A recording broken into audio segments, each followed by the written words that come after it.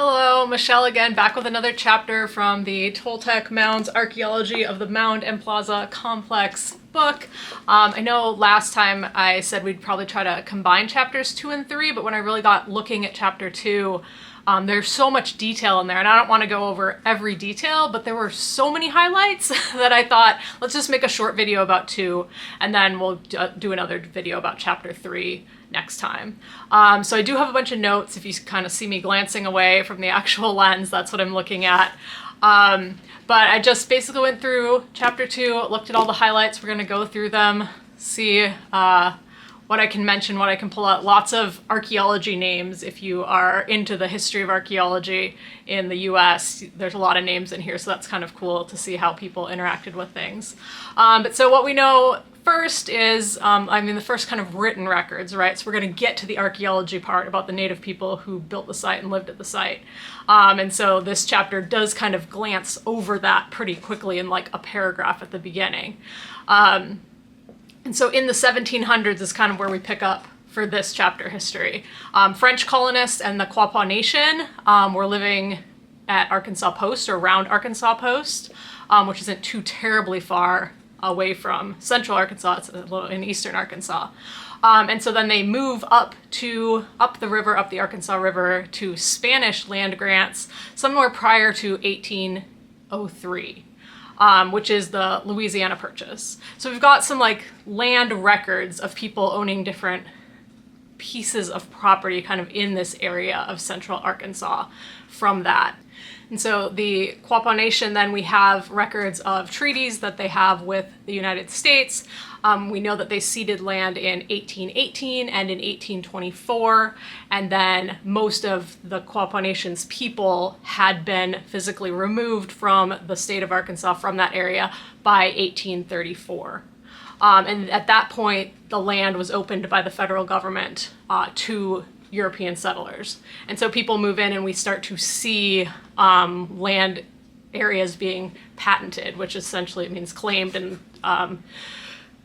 recorded by the government so that they can be taxed, right? So in 1848, the land, or a bunch of the land that would become the park eventually, was patented by Mary Elizabeth Knapp and her first husband. So that's kind of where the Knapps come into the story, right? So she's not a Knapp yet, but her second husband that is his last name.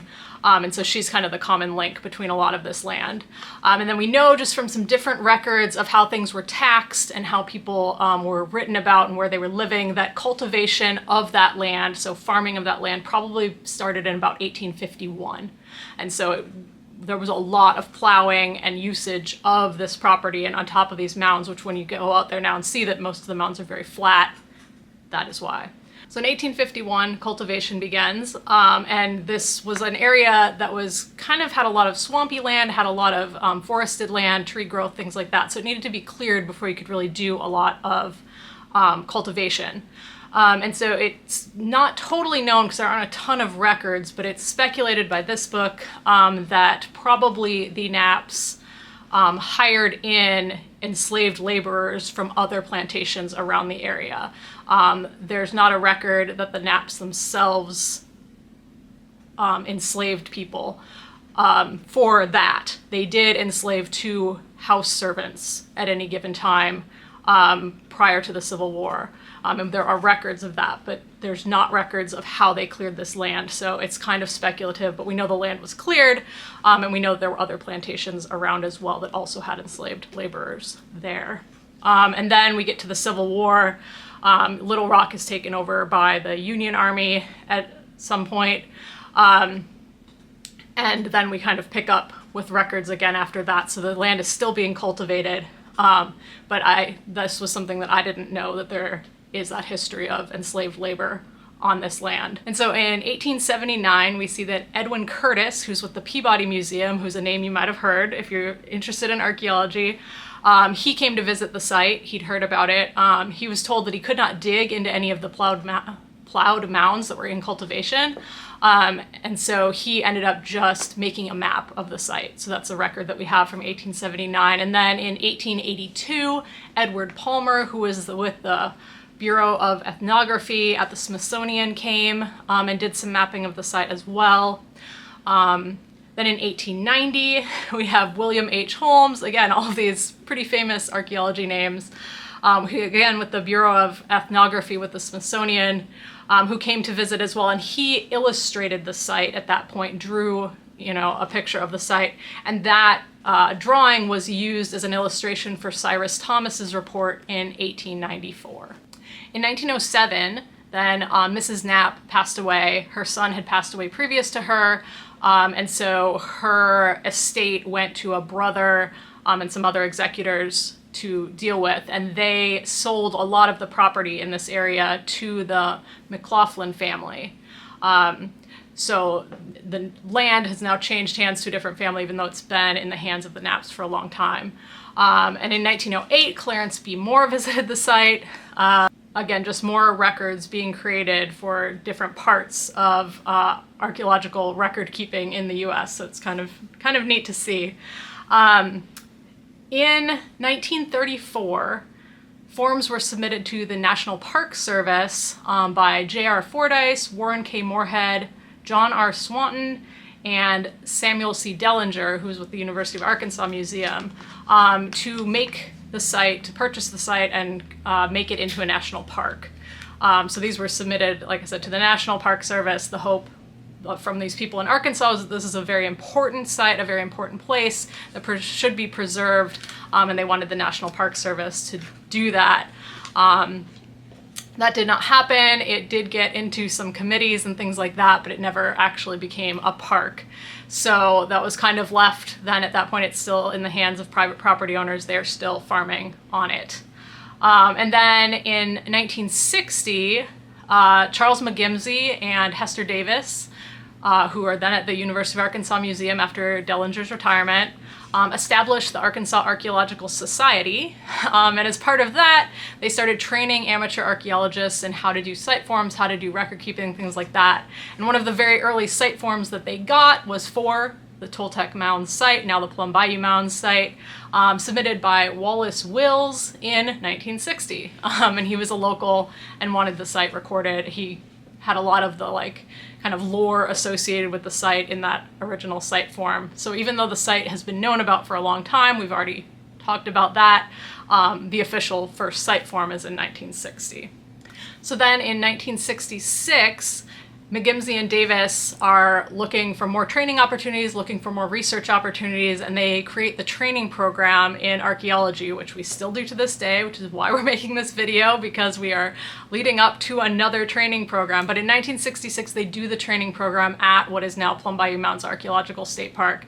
They bring in volunteers to do this research so that they can prove what kind of an important site this is, and that it should be some kind of special place, some kind of nationally recognized place or state recognized place to make this more protected.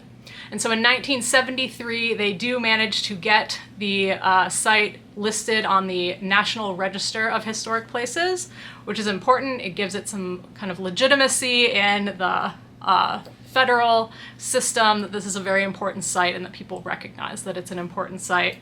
And then in 1975, most of the property that is now the site gets sold by the McLaughlin family and some other farm owners or landowners in the area to the Arkansas Department of State Parks. And that's not what it was called at the time, but essentially that is when the land becomes state property and the parks, the Arkansas State Parks starts to take it over and run it and plan for it and see how we can open it to the public.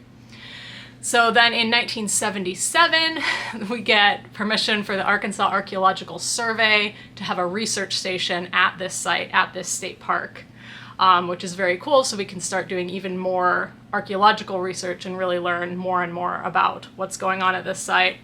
In 1978, the site is listed on the National Historic Landmark list, which is kind of a step above the National Register. You have to be even more important. There are even fewer of those sites listed across the country. And then in 1980, the park officially opens to the public with an archaeological research station there, and it has been open to the public ever since then.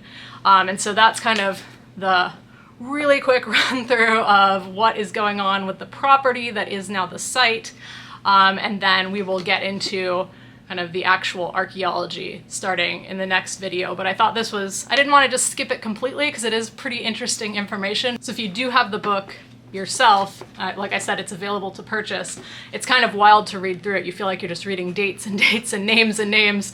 Like someone went through, well, Martha and others have gone through property records essentially just to see what little sections of different parts people owned at different times. So it's kind of neat to look at. And actually I saw some other names in there too that I thought was really interesting, people maybe who still live in the area and things like that. So it was cool to look at. It was cool to read that chapter.